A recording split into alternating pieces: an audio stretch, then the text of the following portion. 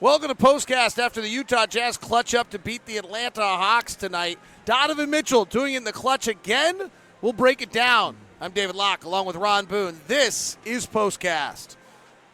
POSTCAST is brought to you the store at 6200 South, 20th East. All of your holiday needs can be taken care of by the people at the store, the good old friends out there. Plus, make sure you stop by the new store at the Gateway on your way into an NBA game at the arena, or if you're looking for lunch in the sun, and also at 900 South, 100 West. All right, Ron Boone, give me your thoughts on the Jazz win tonight over the Atlanta Hawks by the final score of 111-106. Well, you look at a ball game like this, and you realize that the Jazz have the better team. And you know that teams get up to play, especially a team like this that's been struggling to win basketball games. They had a terrible loss against the New York Knicks, and sometimes they come out with their best effort.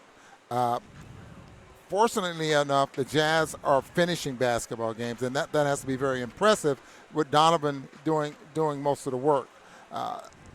We have yet to see what we would call probably a complete second half for the most part, especially the way the Jazz have been able to struggle, late in the third quarter and early fourth quarter. Donovan Mitchell tonight finished with 30 points. He scored 15 in the fourth quarter. He has scored more points than minutes played this year in the clutch. He is one of 4 players in the NBA to do that. James Harden, Kyrie Irving, and Joel Embiid. I mean, he is in a third-year player, is in some elite late-game category right now. Yeah, he just, what's so impressive, I think, is the way he's getting to the rim, and he's finishing at the rim. But his tempo and his pace, something like Boyan, he just knows how to get to a spot and finish. But the way Donovan is getting, especially off the dribble drives, and making some great shots there at the rim. It's like he knows when to take over the game. But what I'm really impressed with is how well he uses picks nowadays, even if he has to get a rescreen. But he uses picks well enough to the point where he's getting to a spot that he needs to get to. Great question coming in here by Andy Hermida. Why does Bogey slip the screen every time he sets it up for Donovan? Don't we want him to pick and pop? And actually the answer is they want him to slip. It's called a brush screen or a peel action, and it's what's allowing Donovan to get free. It's really what the Bogdanovich's addition is allowing him to do this. So here's the thought. If you come and set the pick, so I set the pick, well then this guy, if I'm setting the pick on Ron, is now going to guard me. Yes. And the other guy now knows he's guarding Donovan. But if I sprint off of this, as Bogey does, out to the wing, then the defenders have to decide whether or not they're switching or staying their own. And since there's no real contact, it's right in the middle. It's something Quinn actually, I feel like, I might be overstating this, but I really feel like Quinn brought this to the league from Europe and has used it more than anyone else. He recognized the switching defenses of Houston and Golden State and put this in, and it's part of the reason why switching is out in this league, is that's an incredibly difficult play for someone to decide. And if you watch Donovan on a bunch of those plays, there's a guy following Bogey on a sprint. He's got to stop, change directions, and get back to guarding Donovan going the other way full speed, and that's why Donovan's having such success. And you notice that they don't run it with guys they run it with guys that are very dominant, that can shoot the basketball, and because now that defender has to make a decision.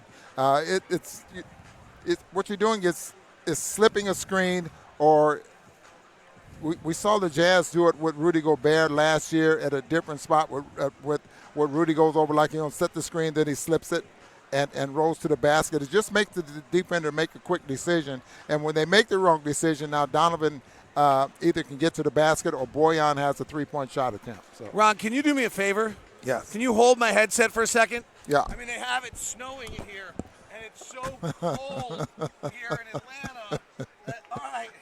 Oh, my gosh. Oh, so much better now. They have the fake snow coming from the roof, soap puddles. I was getting very chilled. That looks real, David. That looks like looking out your hotel hotel real, window. Ron. It's 80 degrees. We're inside, and we're in Atlanta. And if your city doesn't have snow, stop faking it. That looks. They had a Christmas Carol concert after the game with fake soap petals coming from the sky, pretending it's snowing. They're getting ready for Christmas, and that's the only way. They can't make a snowman out of that. You know what? What? Visit Utah, spend your money in our state, support it if you want snow. All right. I thought the Jazz did a heck of a good job on Trae Young. He's great. They don't have a lot else. And Vince LaGarza had a really good game plan on what they were trying to do there. Yeah, the pickup point was very, very high. They wanted to eliminate his three-point shooting. They did that. He only made 3 3-point shots, 2 of those coming in the fourth quarter. They wanted him shooting the floater. He's very good at it, but they prefer that he shoot the floater than three-point shots.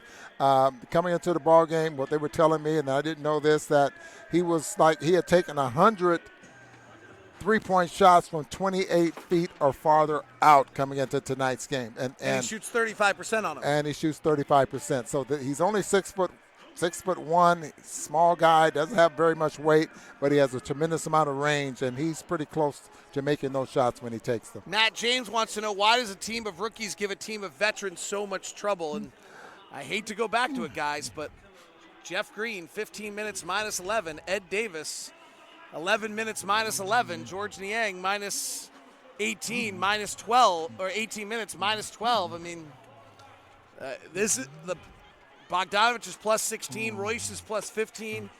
Gobert's plus 16. They play together most of the time. Ingles was plus 8. Donovan plays with the bench, was even. It's, Emmanuel Mudiay luckily is giving us really good minutes off that bench right now, but they've got right now, it's just not productive going to the bench, and without Mike Conley, they don't have a lot of choice. It's tight down there. Well, I never thought that. Well, thank goodness for Emmanuel Mudiay, because he's changed his game for the most part, and he is very solid out there on the floor. Made a couple of threes. I mean, you can't not take those threes, and he's really looking to pass the basketball. I mean, he's making things happen out there a little bit different than what we saw at the beginning of the year. So thank goodness for him. What was his? He was plus 4 tonight. So that's plus good. 4. He's only shooting 3 of 9. He's having a hard time finishing at the rim, playing with his eyes out much more. You don't see it in his assist numbers. He's not handling quite as much, but they're really figuring out how to use him. All right, the Jazz win it. Stop one of the road trip, 111-106. They've won 4 in a row. We're 17-11. And somebody wanted to know update from Brantley on my live show. Jarrell Brantley and Mia One were both active today. Yeah. I don't want to make a big deal out of it, but it is interesting that they were both active. Now, at some point, we actually have to have enough players, too. Mm-hmm. But they were both active tonight while the G League team is got all that stuff going on. But we actually have to have 12 players. So when Mike Conley's out, then you don't have enough players. So that might be also it. Like, we can't – Nigel Williams-Goss is down there. Juwan Morgan is down there. So we actually – we have to have a full roster. So I'm looking at Brantley down there having a good time with his family. Oh, Terrell Brantley's on the trip because he's from North Carolina, and we're a decent organization. Yeah. That's absolutely right. Right. Oh, right. Well, yeah, that makes total sense. Yeah. Hey, leave it to Ron Boone to know what's going on here, and not me, the stupid dude in the beanie hat in the middle of Atlanta when it's 80 degrees out. By the way, John Lopez, you're right. Ron Boone is the best, but he should not go on TV because he's been on TV, and they let me get him, and I'm not giving him up. Have a good one. See you guys later.